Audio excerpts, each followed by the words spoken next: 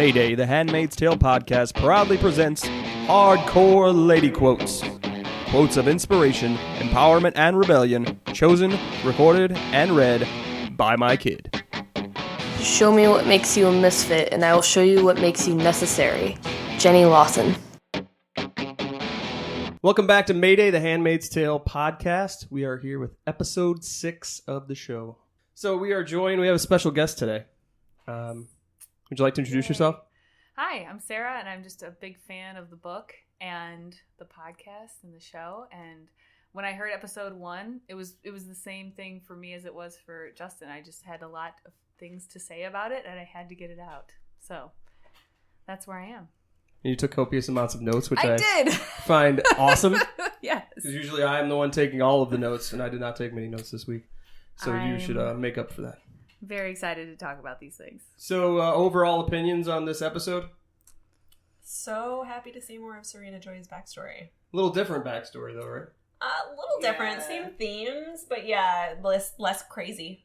It took it in this TV show direction where I felt like I understand where they're going to go with it and how it's possible to extend it across multiple seasons, because we are going to get from the viewpoint. That's the first time we've gotten from the viewpoint of another character.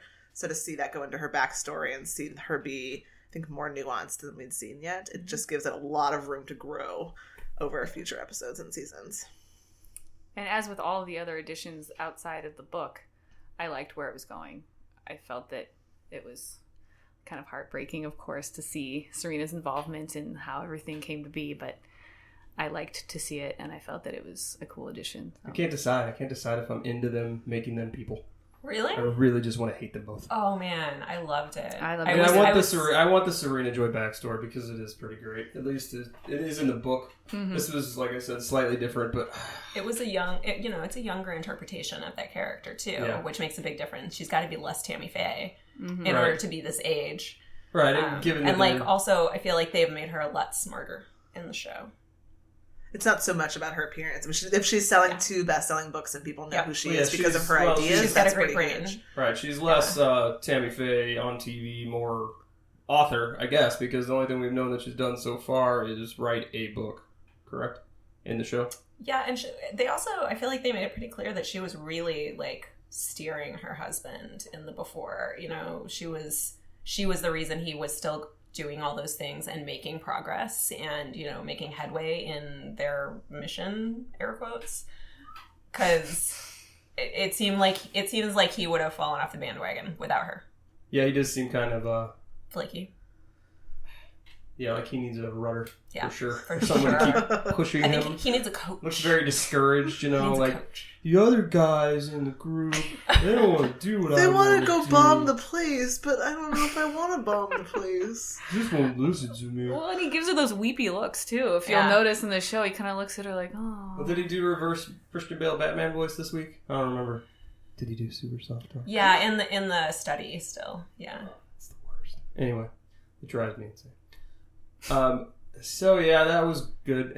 Nick, again, for 10 seconds. 10 seconds of Nick, you get what you get. Yeah, we'll talk about the ending scene, which I had to pause and rewind to make sure he actually said what he said at the end in the way he said it, which, I'll be honest, was a very typical man response for when he says, do you want a glass of water? After she's gone on like this 3-minute long rant about that not being her name and how she's angry at herself for telling the woman that she was happy.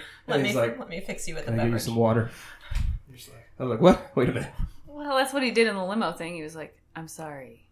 It's a sorry, not sorry thing, right? Right. I'm so sorry. Please stop having lady emotions. All right, go back back into your this room. We really open off with them at the wall, cleaning the wall, because we learn there are politicians coming in. We learn from Mexico. And so the wall's got to be spick and span. Can't have all that person blood on there. They didn't do a great job. No, I noticed that pretty too. Bloody. It looked exactly the same as it did before. Yeah, that was the one complaint I did have. I was like, at the end, I was like, still lots of blood. Why is everybody right there leaving? in that region there. Cascading down as you pour the water. Gross. Yeah, Janine was, very Janine. It's fun!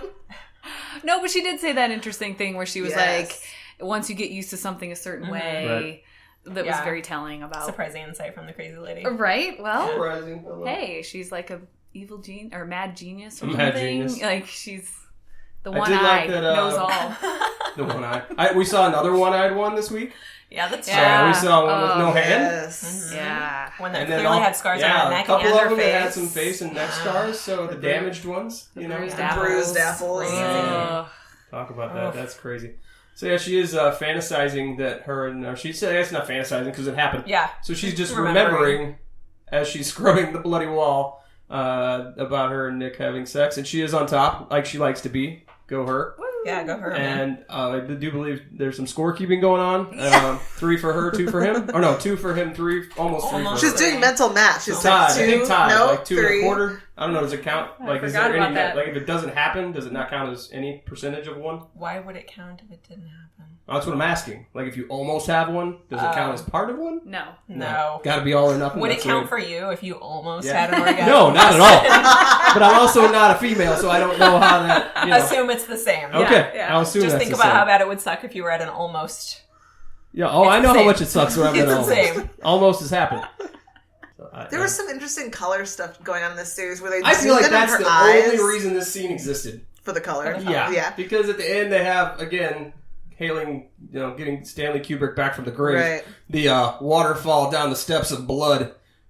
Yeah. I couldn't tell if I thought maybe it was a little overhanded or heavy-handed with the eyes zoom in and then it goes to the river and it's very, very blue and then you get this red and the gray. I'm not sure what I thought about that.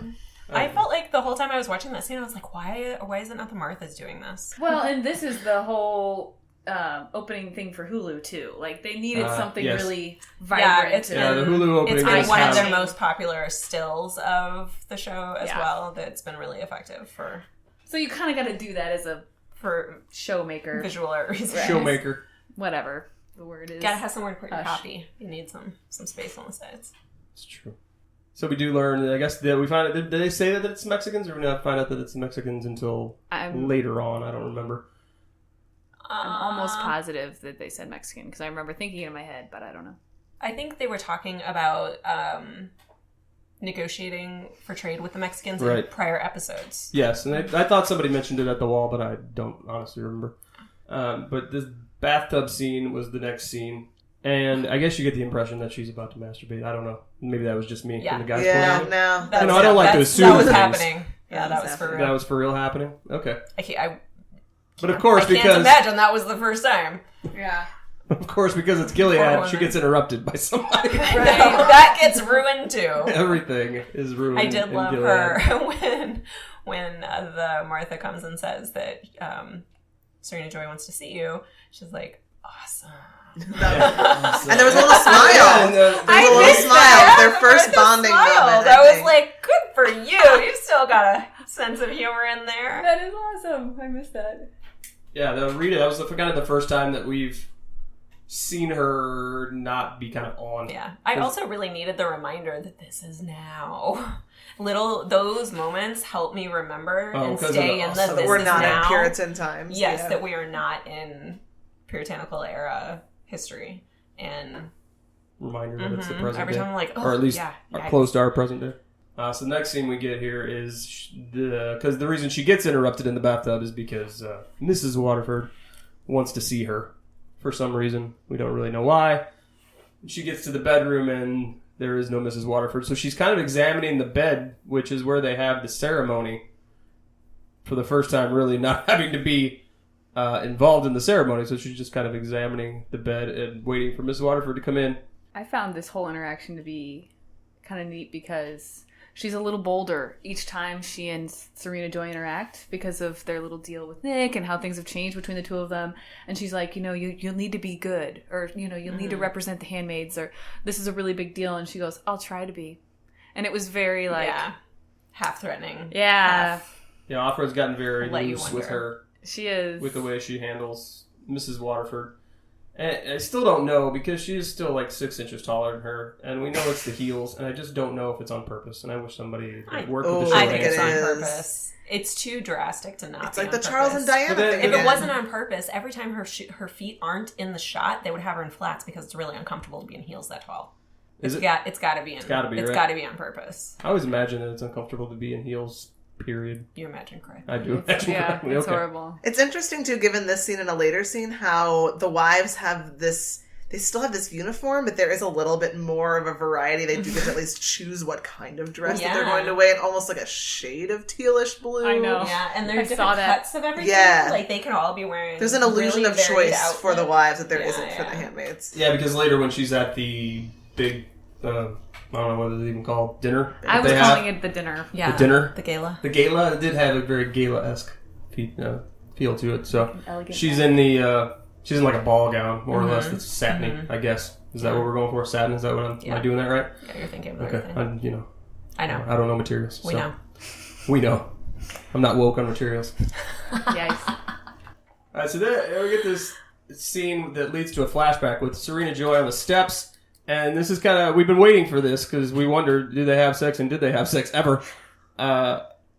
With her and Fred, and this is where at they're- times bizarre and disturbing. And It's the Bible quote off, Why? right? Yeah. With the just back and Now, forth of the... I wonder if this is how it is like at seminary school. If you like, I have a lot of friends who have been to seminary. Yeah? I've not heard that particular version of the story. Did you but read I will the have to article ask them. I sent you? No, I need to. It's on my Okay, list. it really made me think of this scene. So I sent this article to Justin and Rhea. so our Rebecca. next scene that we have. Ooh, I have a comment though on Yeah. Serena Joy in the copulating scene, if you Yeah. will. I Is was that what we're wondering if calling it was.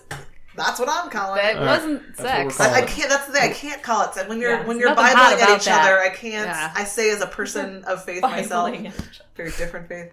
But she's wearing this pink suit that I'm wondering is like a Jackie O reference. Yeah, and this it was kind of very- woman behind the man, Mhm. image, icon. Yeah. I just was interested in this idea of that she's part of his image, but then it starts to break down that she has less and less power and less actual things Well, that she's allowed to say as it And goes further. he's way more concerned about that than she is, For sure. which is crazy. Sarah, you got any notes? I just said flashback showed weird Bible quoting. Is it funny when you're on notes, man? Sex. Well, this is 11 o'clock last night after I'd gone to see Guardians of the Galaxy, and I Wow. was trying to squeeze it in. But no, my next notes aren't until the saving them from doing God's work. No, so the next scene we got after the copulating, is that what we're referring it to? Yes. Flashback. We do have I'm owning her, that word choice. her and Fred discussing the Mexican contingency who are coming to the house that night, and he appears very nervous, and she is kind of trying to give him a little confidence and saying they should be the one that are nervous because you are a powerful commander and let them be nervous. Yeah, And he does not appear to be buying it. She is. She's a good coach. Which once again plays into the fact that she is kind of the one that has gotten him this far. Woman it seems behind the Yeah. man. the woman behind the man. She's his anti-Michelle Obama. That's very true. Very. I was trying to think, is she the Melania? But I just can't go there, so I don't think that's where we are. No. But then we get some hand flirting with Nick and Which Yeah. was Fred here. Which is bizarre because again, it's a thing I don't think would happen because they're like awfully bold. Yeah. awfully bold. We and- get awfully bold in several places Yeah. in this episode. And Nick, I just can't stop being angry at for wanting it all. You know, like this image of the woman who wants it all, which is apparently working and having a child. But for Nick having it all, it's being an eye and getting to have sex with your handmaid. And it makes me angry. I was a little surprised here that they didn't have an aunt in here giving her specific training on what she was supposed to say. Like, they really put a lot of trust that she would... I thought the same thing. Obviously, she's in physical fear for her own safety, then she's not going to say anything totally, rebellious. But you would think they would have a party line that they would want to feed through her, and they just kind of they throw her didn't to the prepare her wolves. really at all, other than to really a kind of broad scope. Don't mess it up. I know you'll be good. I felt like in the room, the Mexican delegation was asking more deep questions than they were expecting. I was just gonna say, So I think they were caught off guard a little bit by that. how could they have expected the woman to go up to her and say, "Are you happy?" I mean, Yeah. that is a I pretty think any of us would have expected that. right. But like when you're the Kool-Aid drinker, Well, and in the moment, it seems almost irrelevant because this is kind of a powerful deal among dignitaries, and then she comes up to her and goes, "Are you happy?" As though she would tell the truth in Right. that situation anyway. So Yeah. I think she was just looking for her to say, "I'm happy," so that she could She feel was better justifying her about own her own yeah. decision. yeah, totally. So you know, Totally. But I don't that think they make- could have offered Yeah. for that because that's probably not something that happens. Yeah, and that just makes it more frustrating towards the end, where she I know. then it ends up not mattering I know. because they Yeah. don't have children wherever she comes from, and Yeah. like, did any of this matter anyway? Was it all Yeah. predetermined? Like, was she just doing the questions? I don't know. Yeah. Well, the delegation didn't know that they were going to reveal all the children at the end. Like, that was a Right. surprise for them. Yeah, the Parade of Gilead children. Yeah. Yeah. I did not see that front coming. I was of watching the that. I was like, handmaids. oh. That was... It was brilliant and heartbreaking. It changed everything, and you could see, like, the hearts in everyone's eyes. I mean, that solidified everything. They could have done nothing else except that, and then Yeah, that would parade have... the product of the society that you've built and show them the end product, and Well, and you everything know, else seems to go away. you later know how desperate they are for children, so how could they have gone Well, it's wrong? once again this show with the writing kind of giving you hope and then Yanking ripping it away from you, which seems to be the pattern. So you get that's why It's like having a baby. Rhea came in Ripped towards the away. end. I was just watching the end today because I was busy with everything else this week, and she was standing in the kitchen, and I was watching the end, and she was saying all the stuff, and I was like, I don't know if this is real. I think this is all real. And she's just watching me. And I was like, shit. The body language, which kind of gave me the impression, like, is this the Mexican ambassador? Is she ambassador? I don't know if I'm doing that right. I think she's the ambassador. I said dignitary. I don't know. Dignitary. She is either oblivious to body language overall, or it just doesn't matter. It just I doesn't matter. think that's she's where they are. only got eyes She's- for this deal and having children back in her country, and so Yeah, she's Well, just looking for justification. Right. Yeah, and this does kind of answer a previous question, which was we didn't really know what else was happening in the rest of the world. Now, Mexico, obviously being connected So to the United close, States, yeah. part of North America, makes sense for the birth plague not to stop at the border for no reason. Right. So, which but makes you think that even had she made it into Canada, would that have solved her That's a good problems? point. they're the refuge. It's because cold that's up where there. Margaret The Atwood cold lives. killed the bug. It's But very like, I don't think there's not. I think there wouldn't not be an epidemic in Canada. I think that But they Justin- just would have allowed women to continue All right, being the human. current It's- president would be it's like, "Hey, girl, take I'll cover your pre-existing conditions." Have you seen that meme? No. everyone loves It's the Justin best. Trudeau. He'd Justin be there and Trudeau. he'd be like, "No, we're not going to do cool. this to women. They deserve the best." I am curious about the size of Gilead again, because we hear that it's everywhere except Alaska and Hawaii. But then if this is the head honchos, and I guess this is their capital, it doesn't seem like they have very many handmaids. So the Yeah, that scope of what this is within Yeah. the realm of Gilead, I'm still not clear on. Even for a capital, it does seem weirdly small. And in the book, the fact that there were not as many important characters as you would kind of expect, I kind of wrote off as, well, they did kill off like half the population in this war. Like, if you were, any type of minority or gay or even Gilead could dissident just at all, decide like if if you were just too willing to not convert, you basically were killed. And it could have been just really like the Boston metro area. It could be Gilead. But I feel like the way they're playing it in the show is not like that, so it does seem weirder. Although maybe most people are those, militia guys with guns.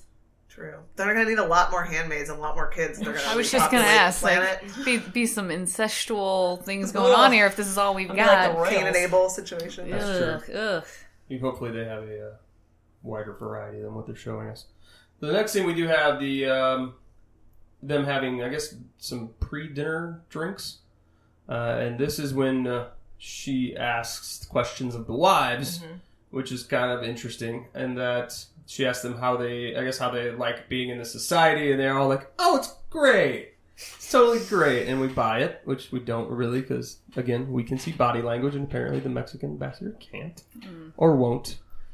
And they talk about Serena Joy, and she mentions her book and asks her how she feels about being in a society like this, to which she just starts spouting off about carbon emissions being reduced by 78%. Yeah, that was a new one. But it was good. She was politically good. Like, she was. saved that. Oh, sure. She was. And I think it's really ironic that the first meeting that any wives get to be in and take part of, she totally saves them. At the end, she starts to falter. Right? That question about how do you feel about... Because there's no good answer to this Right, question. she How do you follows it feel up about with being in a society where women can't read your book? Yeah. And then she starts to hesitate because there's no good response to that question. How does she respond again? Does she say, like, it's a small sacrifice to Yes. repopulate? It's the Lord.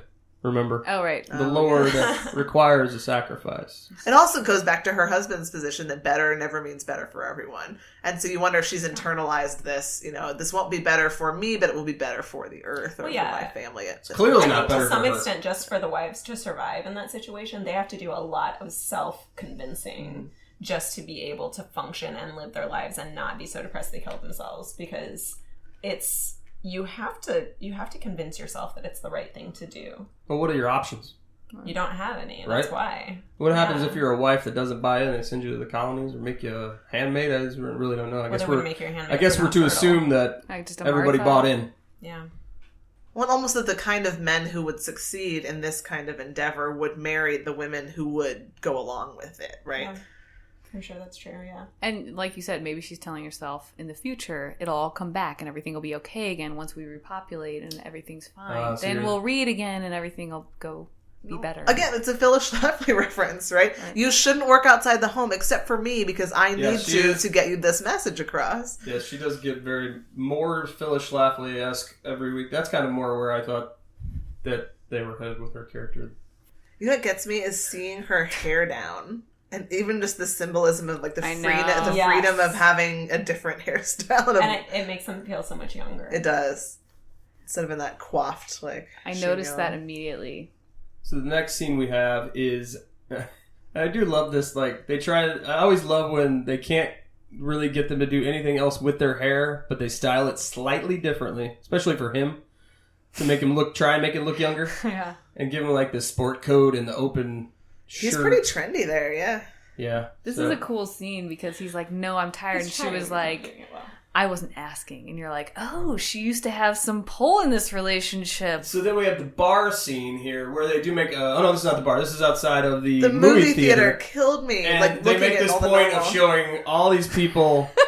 Like, I think this is a little over the top. Like, hey, there was a cell phone. Do you remember cell phones? Hey, people had crazy hair. Tattoos. Look at all this stuff. Look at all the things you don't see anymore. Tattoos and exposed arms on women. Right, exactly. And we're swiftly approaching in this scene the one thing that I think speaks to the times, but I also don't know is entirely realistic. When he gets the phone call and he's like, it's happening. And I'm like, we're in the fourth row of a movie theater. And then you're just like, no, that's fine. If you just end it with, it's happening, like we planned. But then he goes on, and there's a lady sitting next to him. Like, if you're that lady, and I know, like, in these days, but it's supposed to be modern day, and it's supposed to be now, so you do hear people saying all kinds of crazy stuff when they're on their cell phones or when they're talking, and you're just like, I guess you just write it off as... Doesn't seem like a secure network either, right? Like, your Go plan is texted to you. It just seems like... Yeah, I hope they have, like, some kind of secure cell phone service. BTW, the strikes are happening now. LOL. So, we do... Bitmoji. As seemingly unrealistic as the execution is here, we at least get how the plan came to be and how it's going to be executed. 3 separate strikes, one on the Congress, then the president, and then the courts, which I would think after one of those, this is my other issue, like, after one strike where they take out Congress, I'm thinking everybody's in a bunker for a long time. Bunkers. Yeah. I imagined it to be simultaneous. But he said 3 separate, but maybe it's like maybe I'm 1, 2, 3. interpreting that. Okay, maybe I'm interpreting that as 3 separate at 3 different times, but I guess you're interpreting it as 3 separate strikes at the same time. I assumed it was the same time. I assumed it was that. That would make more sense. You can't have one. I was just going literally separate. Although, again, kill Congress, not the wait. Planners. How's it going to react? 5 days later. President, boom. You're fine. All right. It didn't seem like that very much. Just hang out. Courts. All right, we win. I don't think that's how it would go. Okay, that makes more sense than was in my head. In the movie theater, too, you get the sense, first of all, that we now understand just how high up he was, right? That he was part of orchestrating the whole deal, but also that he's really conflicted and seems really, lack of confidence is maybe a generous way to describe him, but weak comes to mind, that he just is sitting there looking very worried about it. Seems a little bit pansy-ish. Yes, pansy-ish is maybe a better term. Pansy-ish. All right. That's a thing. He does seem very, he does seem to lack a spine. Yes. More so than he does now. Now that they're all in control, he seems to be a little more... Well, and don't you think that would be a product of his role? Because when you're in power and you're surrounded by other powerful people and none of them are women and women are not allowed to express their opinions, that just becomes your new norm, and so you come to expect it. And you're told you've saved the world. Yeah, right? I mean, even just in that conversation where the other guy comes out in the hallway where Serena Joy was supposed to be talking to them, and he comes out and he's like, "This, well, it's partly our fault. We let them have too much freedom. We should never have let it gotten this far. In the future, it will be better."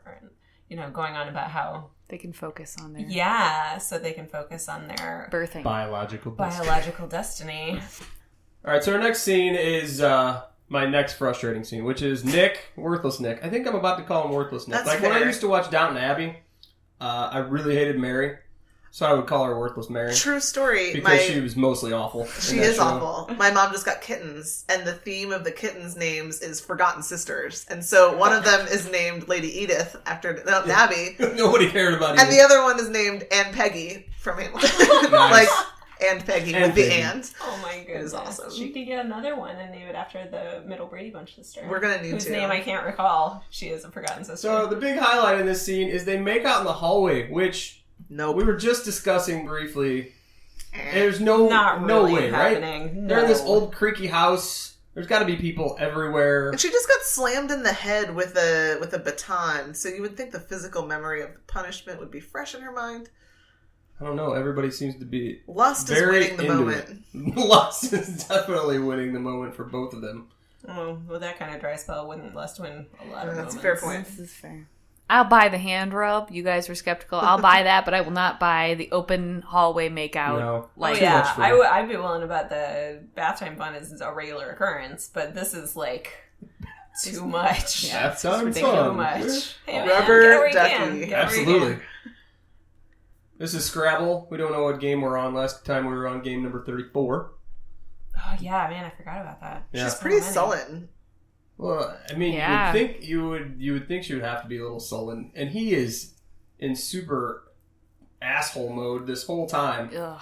And yeah, this is like two episodes in a row where you do not like the commander at all. Maybe he's trying to detach because he knows this trade deal is going to go through and he's going to have to trade her. Ooh, Oh. interesting. Ooh, yeah, that didn't occur to me. Didn't That maybe about she that. would be one of the ones traded, and he knows that. Yeah. And you can see things wearing on him, like Justin said. Like he seems Yeah. more stressed He and does just seem way more haggard. And then she has to hard swallow here and come back and like Oh, flirt yeah. with him, and you I can thought tell that- she's gonna barf.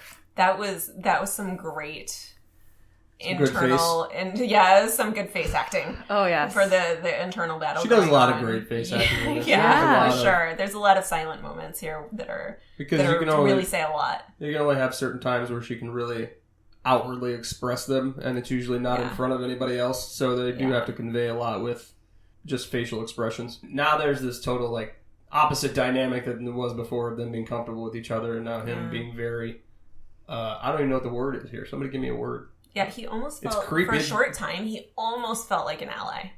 Almost. Yeah, definitely not an ally. And not at all now. Yeah, now he's like a creepy dude at the bar. Yeah, he does say that's what he does when he's kissing her. He says like you mean it. Yeah. Cool. Creepy. Ugh. Total creeper now. He does have a kind of creeper vibe. Not that he wasn't a creeper before, as a regularly timed racist or rapist. It's Could have been a racist. It could have been a racist. He was racist in the book. There's an interesting conversation I got into this week regarding the racial situation in Gilead. Really? Yeah. There was an article written by a woman who writes for The Undefeated, which is ESPN's I think I've heard kind that. of, Yeah. I don't know what you'd call it, kind of an offshoot. And she wrote about The Handmaid's Tale and talked about how she did not feel that it was realistic. Did she feel like it was depicting a too post-racial society? Yes, did I talk about Yeah. this last week? Yeah. Oh, yeah. I don't remember. Really? I don't remember talking to you about it, but I've heard that opinion many times, and I do definitely get those feelings. Well, and her noticeable. whole point was Yeah. usually when things, outside stressors like the birth plague, the environmental stuff and all those things, racial tensions escalate Yeah. as opposed to That's true. getting lower and not really mattering much. Because I Yeah. think what we're supposed to assume is that we're so integrated now that the brothers of Jacob or whatever they were called didn't really have time to worry about the racial aspect of it, and then that just kind of went by the wayside. But the whole point of this article was that isn't very realistic, and that the racial aspect of it would have gotten worse and would have been probably more like it was in the book, where they shipped everybody off or did something else. I wonder if there's, like, this is almost representative of what's sometimes called white feminism, which is we're going to focus on the problems of white women because that's what we can do something about, because we have more power in that arena, rather than intersectional feminism or black feminism in different kind of ways, which is we can't understand gender without understanding race, because the experience of a black woman is different than the experience of a white woman. And we need to recognize that and talk about that and include that in the way that we try to critique society. So I think this is seeming to me almost like this metaphor for we're just going to try to tackle one problem at a time. This is going to be the gender problem. Yeah, it's definitely... When really it doesn't work like that. Yeah, that's not real. That's not how real life works. And in the beginning of when the show started, at first I was really happy to see minorities included, partly because I find it really distracting and just general bummer to not see anybody that looks like me in a show. Not that they need to look like me, but like just white people gets pretty annoying after a while.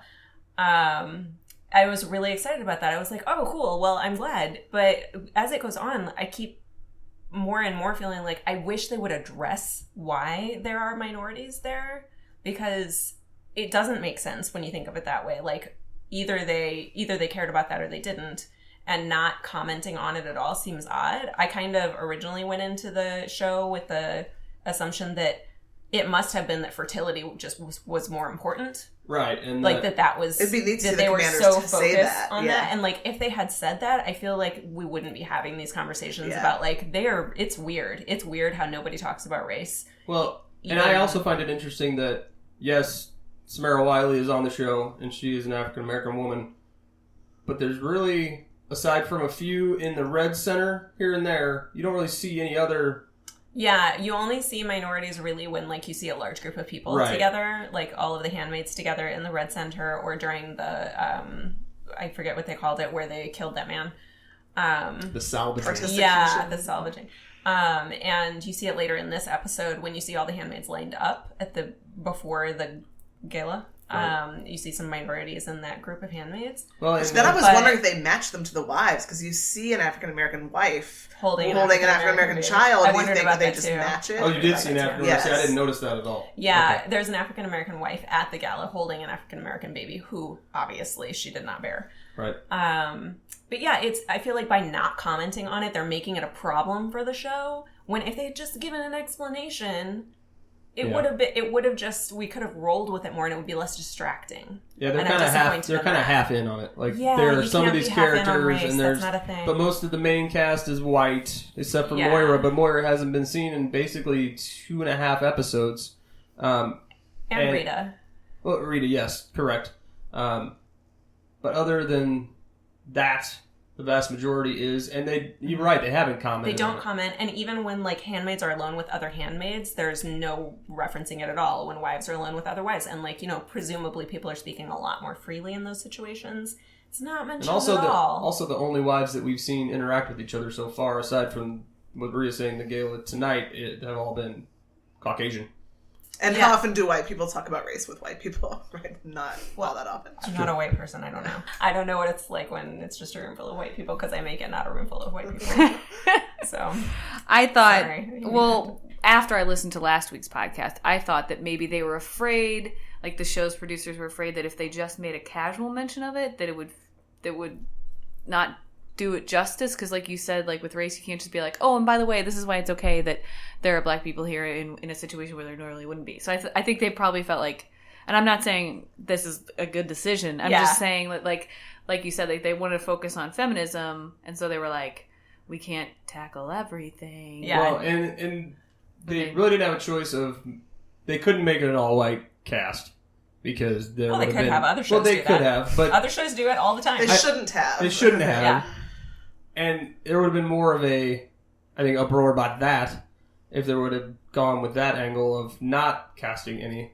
Yeah, I think so too. I do think that's interesting what you're saying about that they said they didn't want to make it they didn't want to underserve it by mentioning it and then not doing it well. And I think that's really funny because only a room full of privileged white people would get together and say, we should just not talk about it at all because we're going to fuck it up. Well, so let's like just pretend it's not a problem because that is very much the way America operates. And as we would all agree, I'm sure, that it doesn't go great. They really couldn't even get on top of the feminism thing at first, though, either, right? So, totally. So if they're not even, shall we use the word woke enough to talk in a complex way about owning feminism, we can't then think that they're also going to be intersectional about it and really post-colonial or whatever. Well, and like you said, they were like, checked the boxes. Yeah. Got it. African American, check. Minority handmaid, check. Well, Minority Martha, check. I kept forgetting. Racially ambiguous driver, check.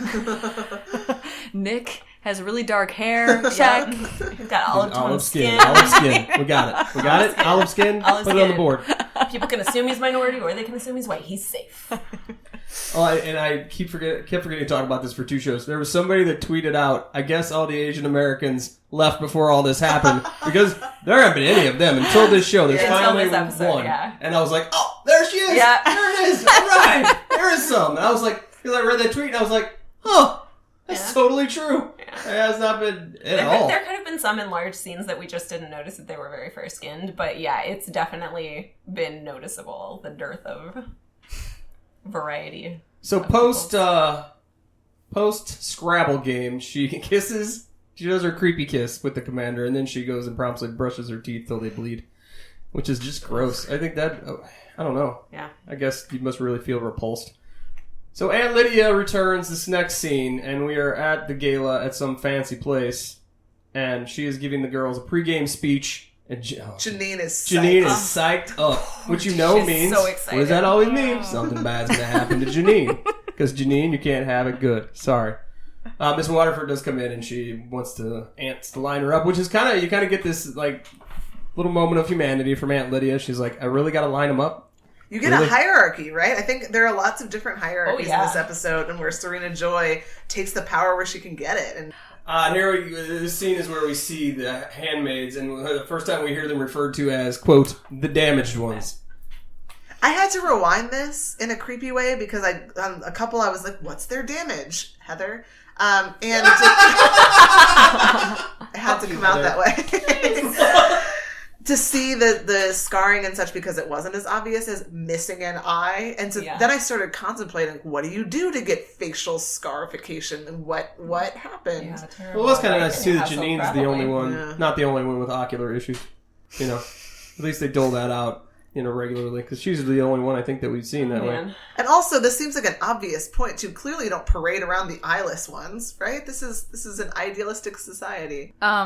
Like you said, it was kind of a surprising show of sympathy from Aunt Lydia when she is forced to pull them out. That was really unexpected. It's like, oh, you'll cattle prod them, but then they can't go to a dinner, and it makes you sad? Well, it was kind of like that in the birth episode as well. I think that was episode 2, where she was like, she really cared for Janine in that episode and really understood what seemed to, at least, understand what Janine must be going through. But also, she's facilitating all of that, and it's super weird. You see in this scene, Janine just find out that she doesn't get to go to the party because she's a bruised apple, and they don't get to be on top. What? On top. Oh. I was going to say that she laughed. Sometimes I'm oblivious to my own humor. There is something interesting and honorable, I guess, in this idea of they paid their price and it's over, that there are no grudges, that even if you're eyeless, that you're still, in good standing, which I don't feel like we got with of Glenn, the real of Glenn. There wasn't that same kind artist formerly known as Of Glenn. Now you've paid the price and you're clear. Yeah, and I definitely... I was really stricken by the fact that the aunt seems to have really drank the Kool-Aid, and that she is offended because she feels like they all need to be honored, when clearly that's not what this dinner is about. And maybe that's... obviously. Well, it also reflects on her, because it's kind of her job to get them all prepared for this job as handmaids, so when some of her girls don't get to go in, it kind of... I guess she does have that mother figure aspect to her that she's kind of taken aback and kind of makes Yeah. her look bad. It almost Yeah. reflects poorly on her that they can't all go in, and she feels bad like they're, the one kid that doesn't get to go in. Yeah, your kid that doesn't get invited to the party or something. Now that we have reached the halfway point, I'm going to get us into the interview. I'm going to splice the interview in here.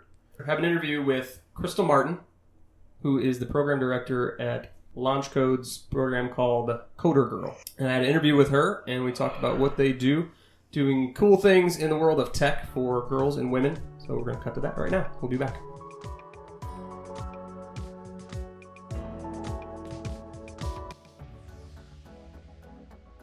We are here with Crystal Martin. She is the program director of Coder Girl, this education program with LaunchCode. How are you doing today? I'm good. How are you? I'm doing great. It's nice to meet you. So why don't you give us a little background on LaunchCode and what it is all about, and we'll get into the rest of it. Yeah, so LaunchCode is a nonprofit organization that helps people get jobs in tech. And the way we do that is through apprenticeships. And so a lot of people, someone that has programming skills, whether it be self-taught, they took some classes at school, or they have a computer science degree, or they have no degree at all, but they have some skills, but just can't get their foot in the door because they don't have 3 to 5 years of experience, and they don't have that, CS degree. And so we've basically convinced employers that you can take someone on that has some skills and then really train them to be the developer you want them to be on the job. And so we do 90-day apprenticeships where people learn more about the stack that they've been working in on that particular job, and then after 90 days, they should be converted to a full-time employee. That's the goal. So now, are these people that are already employed, or are these people that are looking to get in jobs? There are Correct? people who are unemployed. There are people who are currently employed that want to change careers. There's moms rejoining the workforce. There's any number of people. Okay, great. So tell us about the Coder Girl aspect of LaunchCode. Yeah, so Coder Girl is the sort of women in tech focused organization and program at LaunchCode. And what we do, it's a 1-year program where you learn how to code in 7 different stacks. And so we have 7 different learning tracks. We actually just added an iOS track, but there's front-end web development, Java, C#, .NET, SQL, data science, user experience. You basically start where you want to start. And it's two 6-month cycles. So the first cycle is really learning just the fundamentals of programming in that area that you're working in. And the next 6 months is a project where you actually go and you apply those skills. It's just a safe place for women to learn, network, and create. And so a lot of times, if you go to a user group, and Coder Girl started off as a meetup, so it's just like a place you can come, hang out, learn how to code, and then more of an unofficial, Yeah. not an actual training program. Right, Okay. That was the history. I was like, if you want to get a job, we can help you do that, but we also just want this to be a space for you. We realized that we really need to add some structure around it when we found out that 85% of the women in the program or coming to the meetups actually wanted to pivot into careers in tech. So we wanted to kind of meet that need. So Coder Girl really just serves as a safe space for people to get started. A lot of times, like as I was saying, when you go to a user group, it's primarily male, primarily white, primarily experts, right? And so a little intimidating. Yeah, and I think women often want to be the smartest person in the room and are used to doing that, right? They're used to being the most qualified person in the room, even if no one recognizes that. And so when you go into the room, you've got all these sort of things piled on top of you, your identity and your lack of experience. It can just be really discouraging, and you just don't want to do it. So I like to say that Coder Girl allows you to kind of just come in right away, and all of those barriers that are generally there and a lot of tech spaces just are not there anymore. Have you found it easy to find people in the field that are interested in helping Coder Girl? Yeah, surprisingly enough, we have 30 amazingly committed mentors who come every week, and I just shower them with my love and adoration. I pay them in hugs and smiles. So it's on a volunteer basis? They're volunteers, and they want to give their time. A while ago, we talked about pay for mentors, and a lot of them are just I don't want to be paid for this. I want to just give my time. I don't want another job. This is my volunteer work. I want to give my time. So yeah, we have 30 volunteer mentors who are here basically every week. I would imagine with 30 of them that you get a good collective intelligence there that Yes. Definitely an easy transfer of knowledge if someone doesn't know something, obviously. Yeah, hopefully you can point to someone across the room. With 30 people, that would be fairly easy. So tell us about yourself, because I know before the interview you kind of told me that you didn't really come from a tech environment. Yeah. So you came from more of an educational background, is that correct? Education and biosciences. I studied nutritional sciences in undergrad, so I had a biomedical and molecular nutrition. That's what the specialization is. All right. I guess they call it that now. I had a study abroad experience in South Africa for the organization we had worked with at school for many years. And I just was able to see like directly how education impacts people's outcomes and their health in the future. Yeah. And so I figured that was the best way to do it. So I applied to Teach for America. Nice. So I came to St. Louis because of Teach for America, and I taught here for 4 years. Teaching middle school math. I wanted to kind of pull on some other strengths that I had, and one of those was creativity. I always had this push-pull between, am I going to be a scientist or an artist? And I just sort of heard along the way that coding allows you to do both. Right. And so I decided to show up at the Ruby meetup. And what is the Ruby meetup? So Ruby, what was the Ruby yeah, so STL Ruby, it's a meetup here in St. Louis to focus on Ruby. It's people who write Ruby code. Yeah, and I didn't know that. So I looked on meetup.com and found STL Ruby, and I was like, that's a cool sticker. I like that. I'm a Cancer, so Ruby's my gemstone. I'm going to show up. Nice. Yeah, and I was there for maybe like 20 minutes and then realized that Ruby's a programming language. So that's how little I knew before I walked into that environment. That's how I found out about Launch Code. And then I heard about Coder Girls starting up, and so I got involved with the program once it started. Got on a mailing list and showed up to the first meeting. There were hundreds of women there, and I did that program for for the whole of 2014 at the end of that year. Long story short, that's how I got involved in it. So I kind of hopped from a lot of different things into this.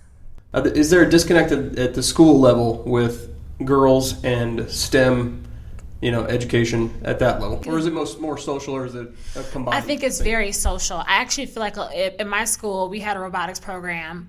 It was after school, which is kind of unfortunate. It wasn't part of the school day, but there were girls who were interested in that program too. I think in some contexts, the social pieces really, really makes it hard for girls to get into it, because it's like, oh, you don't want to be like the nerdy girl, or you don't want to be the weird geek that like, I don't know, doesn't shower. Like the silly sort of... The stereotypes. The stereotypes of what we see in the media as to what a tech person is. Sure. But I think our kids are actually very excited to just do new things, something. Sure. And I think where the disconnect comes, too, is like us having enough knowledge, our educators and our school districts and leaders having enough context and understanding of what tech is and what tech literacy actually is to provide meaningful experiences for students. If I knew what I know now about programming, my math class would have been vastly different. The way you taught math. Yeah, there would have been, I would have always been drawing connections from computer science or just context. And I tried that, but I think computer science could have really lit up some specific students. So what has been the response overall from the outside of Launch Code, the employers and the community? Has it been fairly positive? I would think it would be, but... No, yeah. I mean, it's been incredibly positive. Our company partners have been really instrumental in just making Launch Code happen, not just with hiring launch coders, which is a really important piece, but just giving their time, mentors, volunteers, TAs, giving their money. So advocating for us when we apply for, grants and foundations to say like, hey, this organization is doing great work and we're involved in it in a variety of ways. So we've definitely gotten a positive response from our community, especially our company partners. And have there been success stories out of this program? Oh yeah, I mean there's tons of them.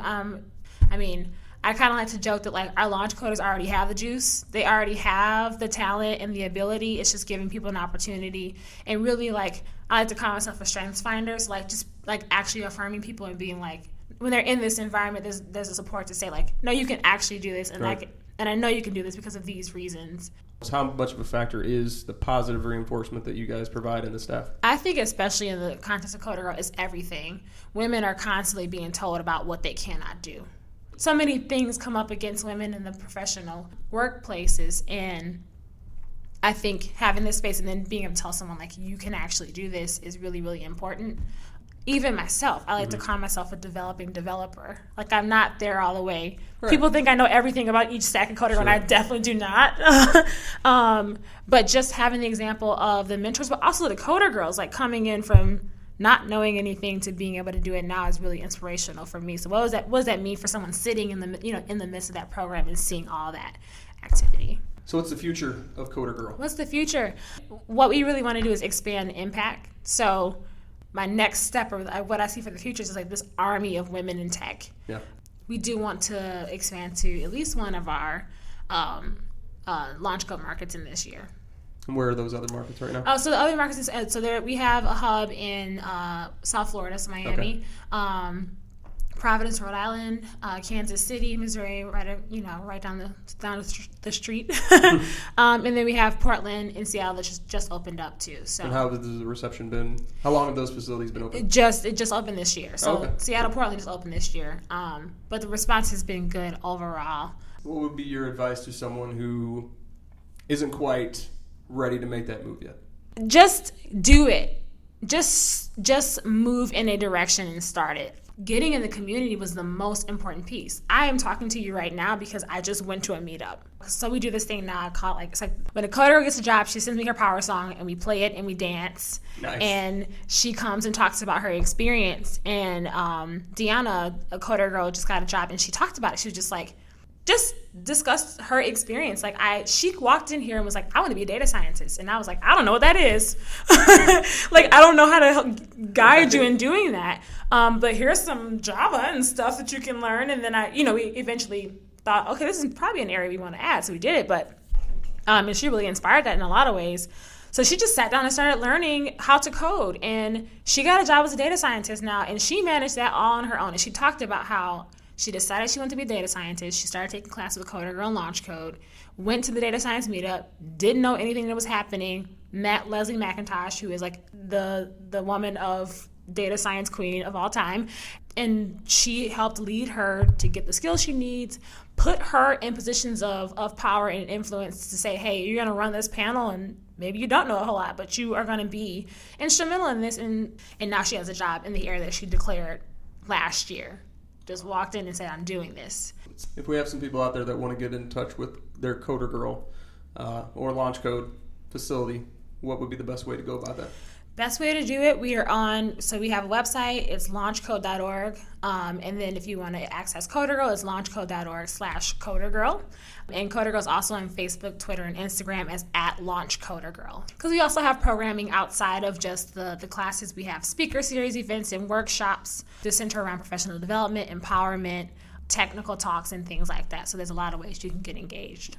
I can't imagine you won't continue your success given the way things have been rolling out, and the rollout to other markets seems to be successful as well. So we wish you all the best, and I think it's awesome what you're doing in the area that you're doing it in. So thank you very much for talking to us. Thank you.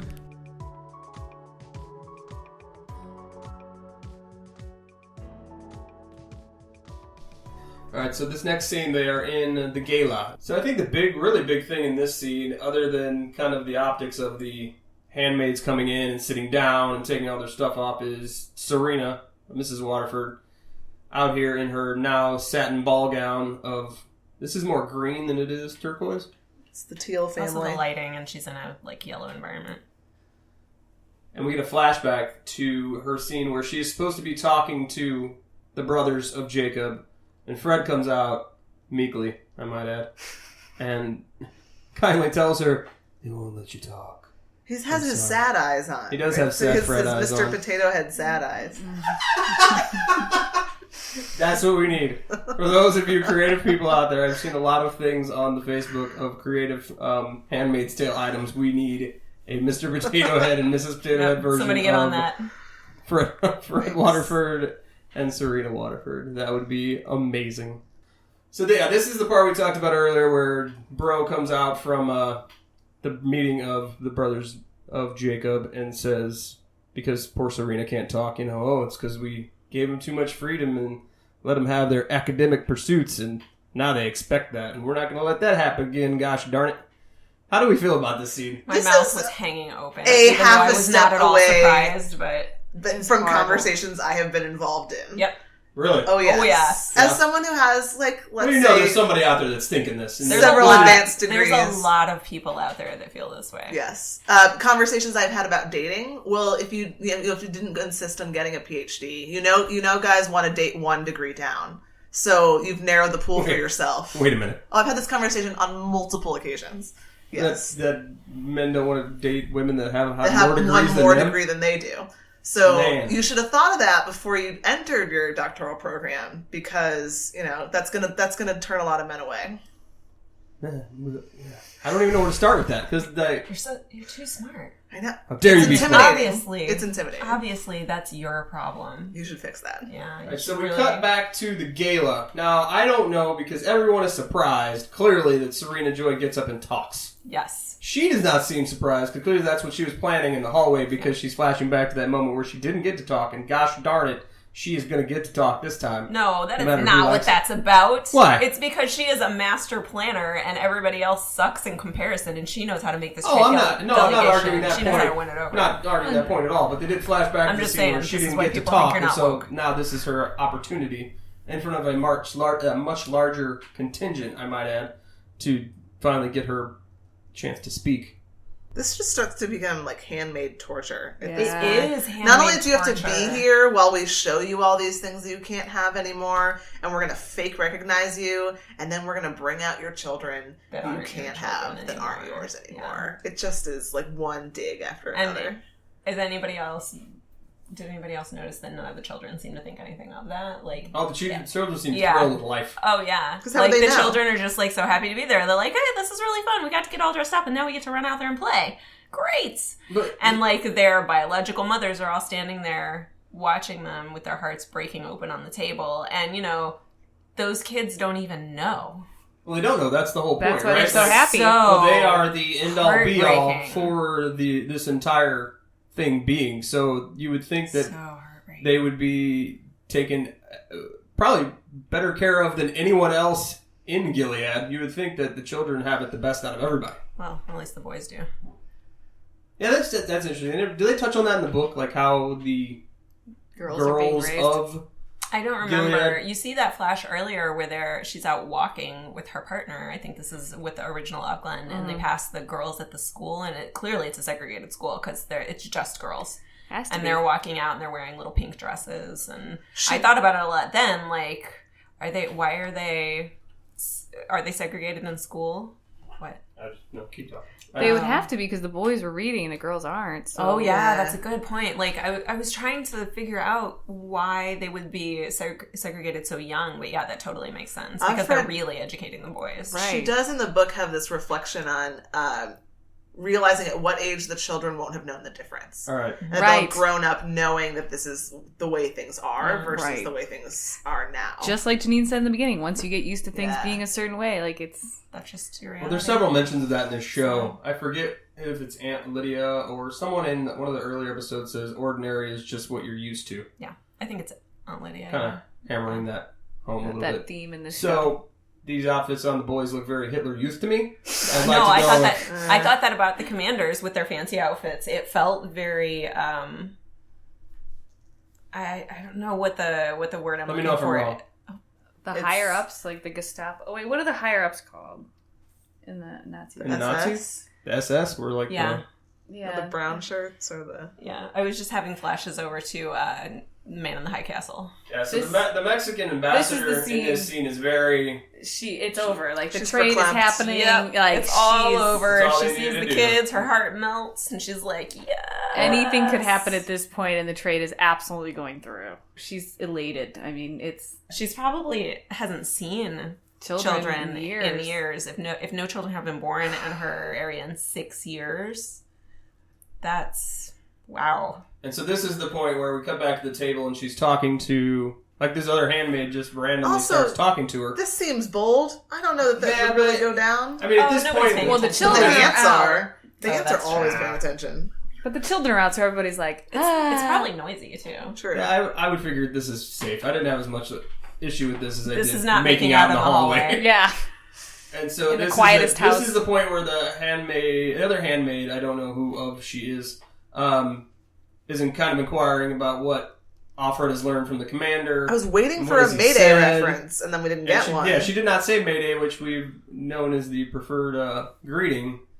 And at this point, she says that it doesn't really matter because the only thing that Gilead has to trade is red tags, which the audience is supposed to wonder what that is, but I think it's fairly clear to everyone, and they do hammer it home later, that they are going to trade handmaids because that's all we have are women that can produce children, which is why this is such a huge deal that the children are being paraded in front of the Mexican ambassador, who is clearly... And Serena Joy has this moment of both pride and envy, right? Where I think there's some conflict in her because she's watching all these children, but none of them are hers. So she's led this, but doesn't get to have the same joy in it that other people do. So this is supposed to be when they're Still thinking it's not going to be that bad. Transition of when power. they're first moving into the house and after Gilead Manor. Yeah. Okay. Well, that makes more sense then. All her blue Yeah. dresses in the box. Now, I don't know if we've talked about this, but the symbolism of the blue. Have we talked about why their color is blue? Not. No. I did read something a number of weeks ago. I just never brought it up about how the blue is for the Virgin Mary because the Virgin Mary is Renaissance. that is the Italian. symbol for the wives, which is why the blue is their symbol. There was an interview video that I posted on Twitter, I believe, the other day from the costume designer who did all the costumes for Handmaid's Tale, and she was talking about how she wanted the red. Well, the red is obvious. I mean, the red's already the color, but she wanted to make it look like as much like blood as possible. That was what the symbolism was there.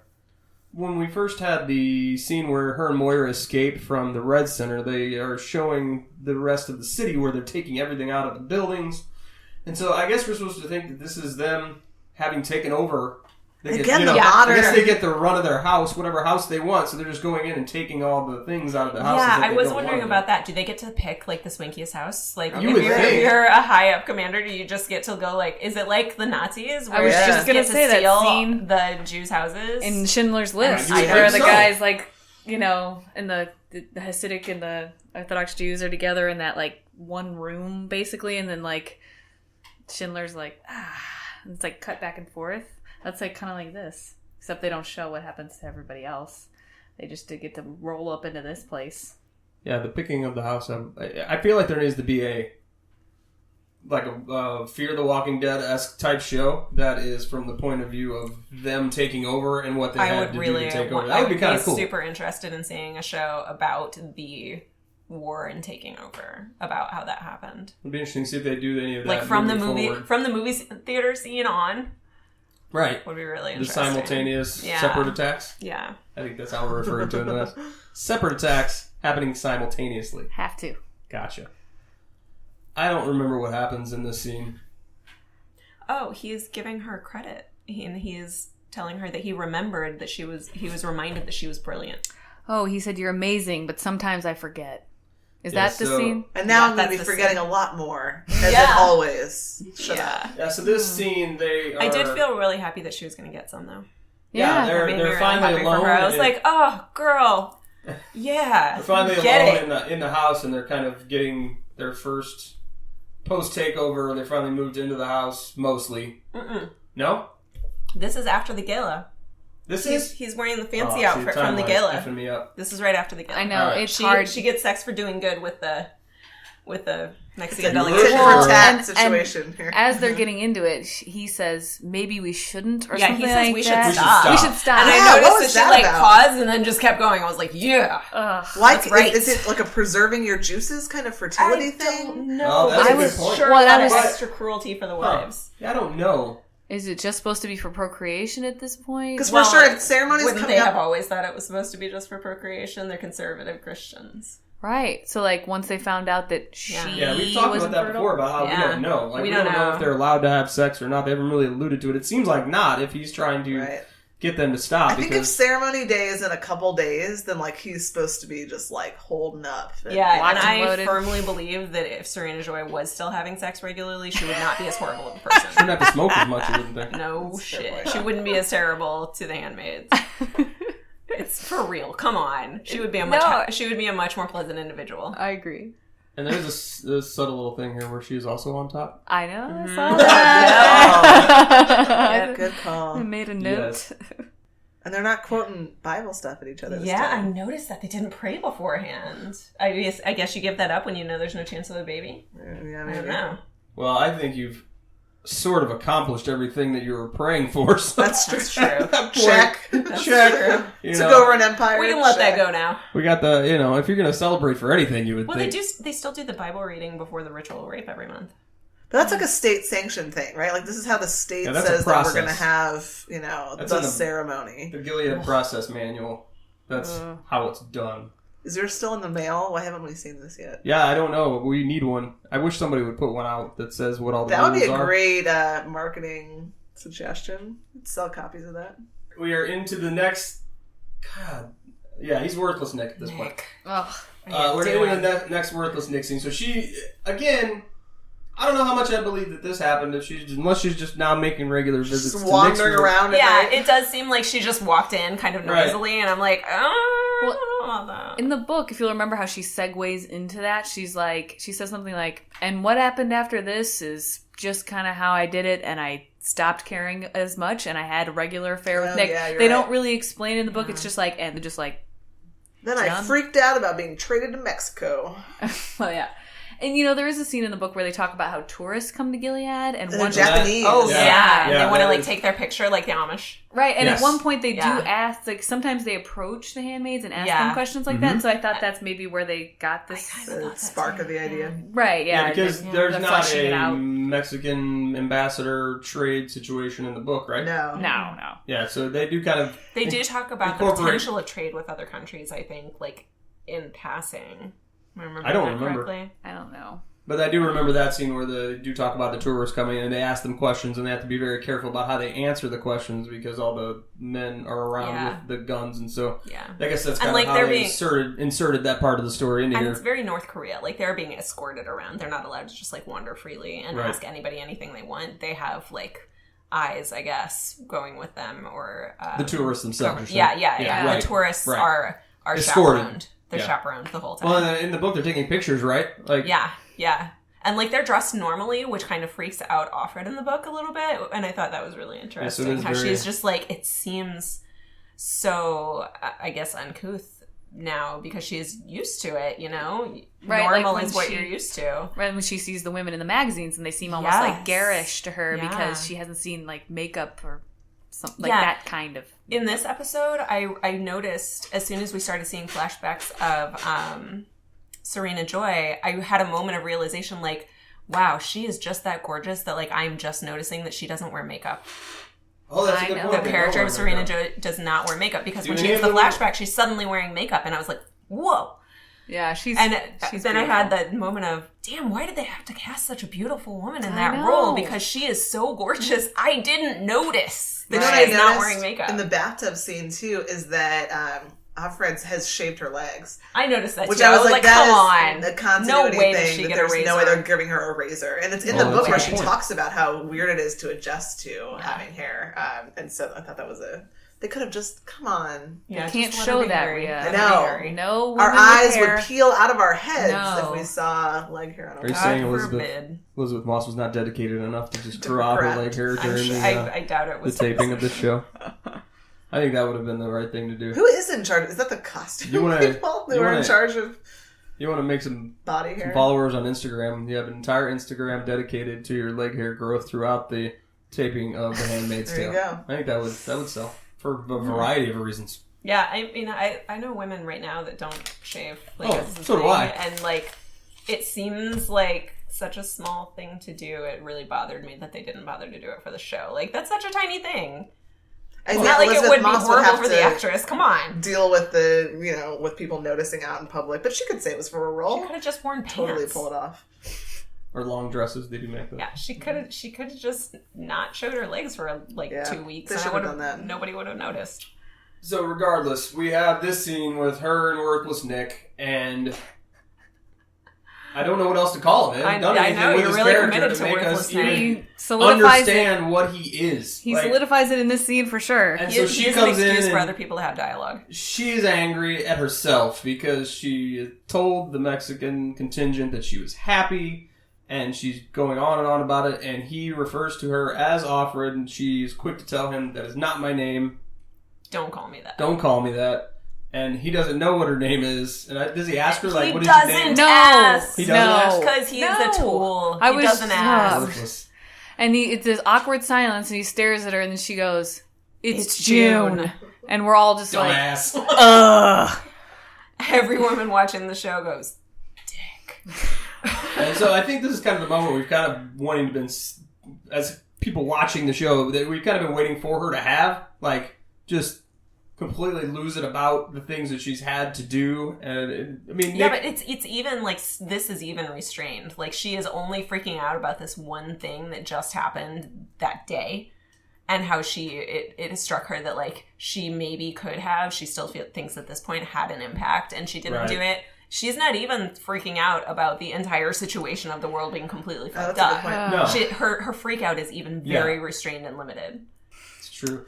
So then he finally says, Nice to meet you, Offred. And I don't know if that was supposed to redeem Nick a little, if you were supposed to melt. It didn't. But I was like, no, you messed that up. Yeah, I still, until this episode, still had hope that they would make him an interesting character, and I've given up. Yeah, you should. Gave up. You should. This house is gorgeous. Can I just say this whole garden breakfast like nook atrium area thing, like whatever this is. Yeah, like a horticulture. And so still at this point, having watched, if you're watching the show normally, you're still thinking that maybe there's a chance that the Mexican ambassador really does care. Also, and it kind of goes all out the window in this last scene. Zero chance that they would leave her alone with them. I thought so too. Yeah, no, I don't either. She does for say that we're early when they walk in. She says, "Oh, sorry, we're a little bit early." And so like no that rush. kind of explains it a little bit, but I saw them being alone for like 35 seconds, This but is not a long this time. long drawn out thing. By the way, second time this episode that a woman is placated with dessert and candy. Oh, good call. Because Janine, Oh, Janine, yeah. when A they make her plate go full to of desserts. a tray full of dessert, says Aunt Lydia. Where's my tray full of dessert? I would like a tray full of dessert. I had a Handmaid's Tale nightmare last night. I'm trying to make this point about how the stereotypical It's thing, terrible. you buy women with desserts, and here we go. Everybody wants desserts. I fit the stereotype. No, I don't it's want not a woman desserts. thing. Fine. All No. people want desserts, except for Tiana, but everybody else do want wants desserts. desserts. Okay, not men or women, all people. Except I Exception just proves the want rule. beer. I don't want desserts. Just give me the beer. All right. a heavy beer. I'll take Tiana's. A stout. Yeah, you can have my dessert and I'll take your beer. We'll split it through. Right, I was going to We'll say, trade, it'll be great. we do a trade. So, yeah, we're hoping in this scene that the Mexican ambassador is going to do something. And this is the point where I was watching this and I'm going, are they pulling a Fight Club on me? Where this isn't happening. Right. All right, so about midway through this scene, you finally learn that it really doesn't matter, Offred, what you have to tell me or how awful your situation is, because, again, nothing else matters except for the children and the having of them and the fact that her city has not had any in 6 years.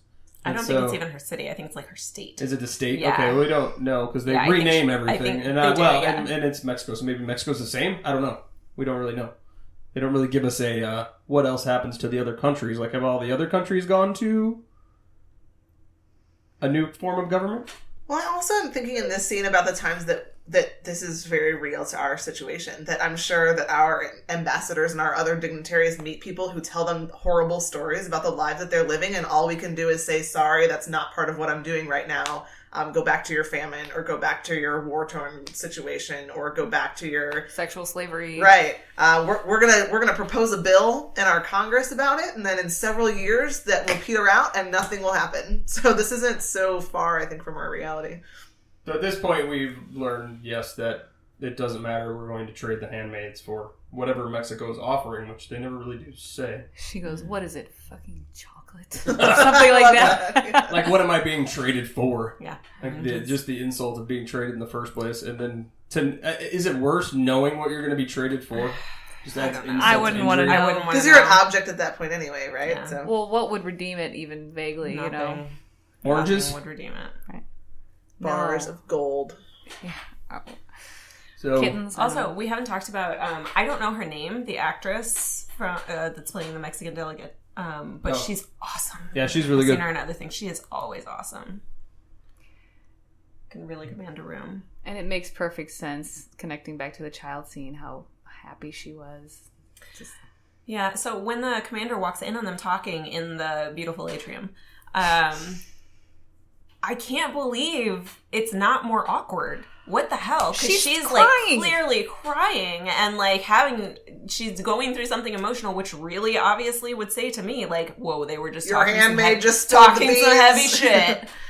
And he either doesn't notice or is confident enough that it's not going to change anything, that he doesn't care. But like, still, wouldn't he be wanting to like punish her or something? Because surely she's not allowed to do that. And none of that happens.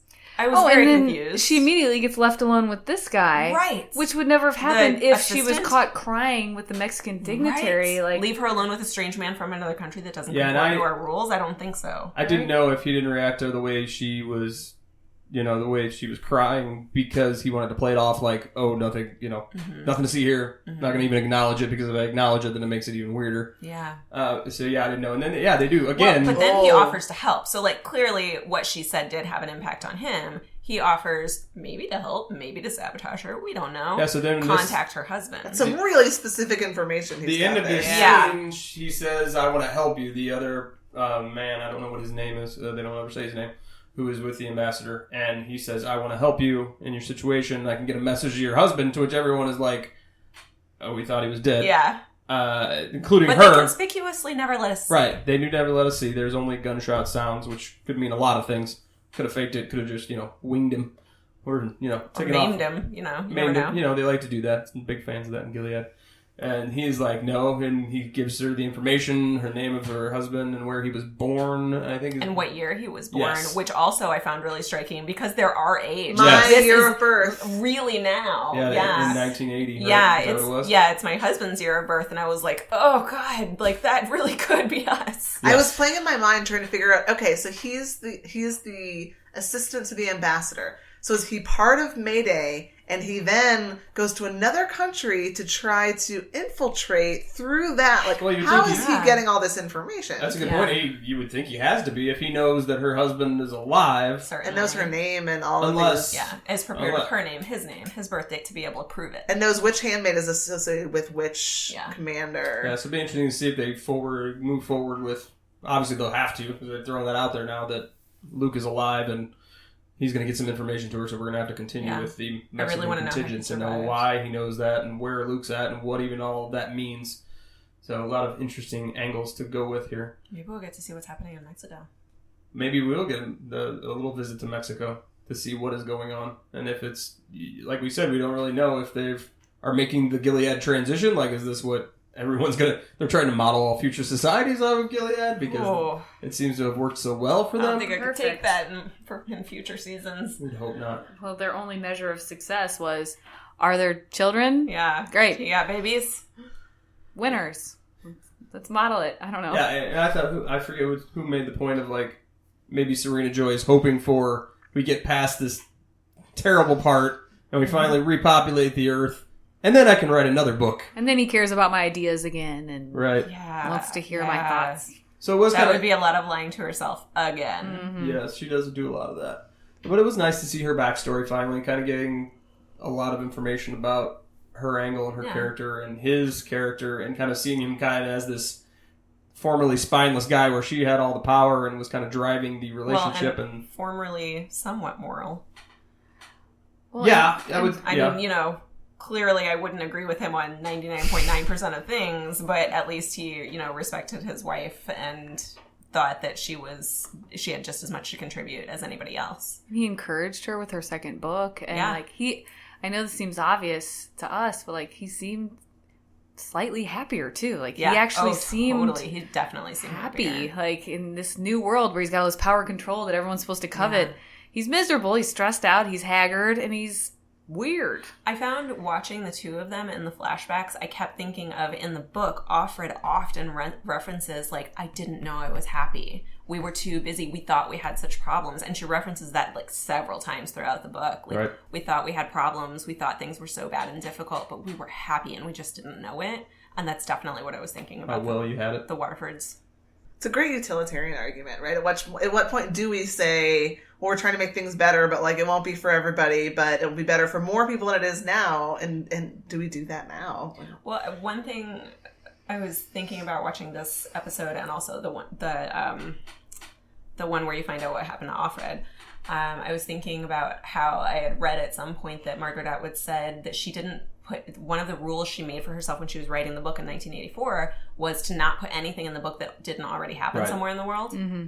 Yep. And or in history, how horrifying it is for us as extremely privileged individuals to watch this and have it look and feel and sound like our society, on crack, and that this is reality for people in other parts of the world and even here sometimes. And it's sickening to think about, but it's also a really rude awakening to what kind of privilege we have. I would agree. And that was a part of the Holocaust. But like in the memoir I Totally teach, should leave it in. in the memoir I teach, there's this part where it was like we had somewhat modern technology in the 30s and 40s, and so like whenever Ellie's family ends up going to the ghettos or maybe the camps itself, everyone was like, but we have radios, we have modern means of communication. Like, how do we not know about this? And like the Jews that met them at the camp were so upset that they hadn't found out about it and that they had gone there. And like there was all of this, like, this can't happen in modern times. This is 1938 or 41 or whatever. Like, and that was the whole thing about the Holocaust. It's like, how could this happen in modern society? Like, yeah, sure, in the 500 BC or whatever. Like, yeah, before there was Modern electronic forms of means of communication. right. But now, like, how could this have happened to this scale in this time period? Yeah, it'd be interesting Because to see people if like they. to look the other way. It'd be interesting to see if they flesh that out at all. I mean, I think they're going to have to show like the actual attacks and how they happened and how they did the actual logistics of the takeover. And the media aspect of it, you know, because we've got so much happening in our media right now with fake news and everything, and it must have been like, well, and Gilead came over and took control of the media and told the narrative, and that's what everybody did, and our government's already trying to take exactly. Right, probably that's much like they happening did, right now. like they did the doctors. They probably rounded up the journalists and anyone who worked for any media outlet that didn't serve their purposes. Put them on the wall. Yep. Clean up the blood later. I made the mistake of reading the comments section of an article about the Handmaid's Tale Don't do that. and how real it could be, and all, because the article itself is like, this is how the Handmaid's Tale could actually really happen to us now, and like it's scary and it freaks me out, and that's why I clicked on it originally. And the article itself was good, and the comments section was like, as you're typing this from your iPhone, and there were all these like ridiculous arguments about how that could never happen to us, and the comment section is where society goes to die. I really have a hard time with people who try to argue that this could never happen. It could absolutely because they say like happen. one of the arguments was, as you're typing this from your iPhone, as though if you own an iPhone, bad things can't happen to you or something. Like, I don't know. That your privilege might make you immune. What it makes you immune to is reality, right? And that is how this stuff happens. And a lot. I've seen a lot, and I think it's a conversation to maybe tease for next week because this late in the show we're way over. Yeah. But there is a lot of people wanting people to talk about the fact that in certain areas of the planet, this is how it is. This is how it is for women.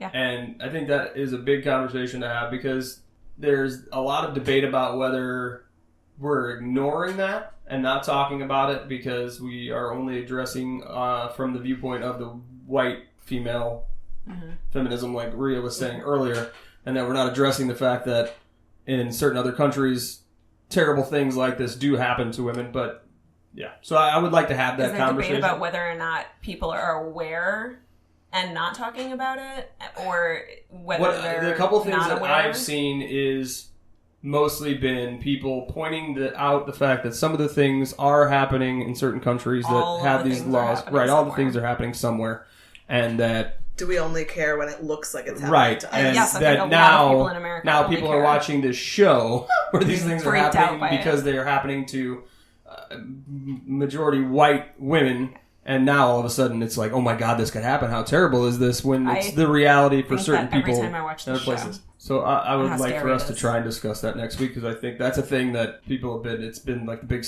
one of the big circling issues of this show. Instead of looking around the world and going, oh, all these terrible things are happening. Why didn't we care before? So until next week, anybody got any final thoughts on this episode? I thought this episode ratcheted up the intensity a little more than the last two episodes. This one was more heartbreaking than some of the other ones have been. Yeah, I think this and the Auckland reveal. yeah, I was going to say Were the just Auckland really reveal was like break you in half. that one was really horrible, but this one I guess was more of like a heartbreaking, like sorrowful. Yeah, this one I'm sure was much harder for everybody that has kids. I'm ready to go into the action of concluding the series, which I think episode 7 will begin, right? Where are we going to peak, and Following then where action, are we going to cliffhang, or whatever they decide to do at the end of season 1. Yeah. Agreed. So we will talk about it next week. Sarah, No, are you I going was to just return? gonna say like, oh, Are you going to come back? can I come back? Of course. Come back! Woo! All right, so Sarah will be back for episode 7, and we will be back next week. We are Mayday the Handmaid's Tale podcast. Thanks for sticking around. You can find us on Twitter You can find us wherever you get your podcasts. You can go to allconsumingcontent.com. And please, if you are wherever you listen to us, give us a rating and a review if you are inclined to do so. And also be on the lookout for the Slacker radio station that we are launching. It'll already have launched when Yes, people when this listen to airs, by the time this airs, it will have already been launched. It is called Handmaids Resistance Radio. You can find it on Slacker Radio. You can download the app for free on the App Store and from the Google Play Store, or you can listen free online at slacker.com. So until next week, we are Mayday, the Handmaid's Tale podcast. Thanks for joining us. Have a good one.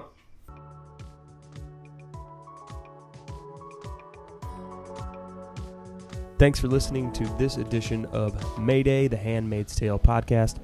You can find us on Twitter at @handmaidpodcast. You can find us on Instagram as well, and on Facebook. On behalf of everyone here at the show, thanks, and we'll see you next week.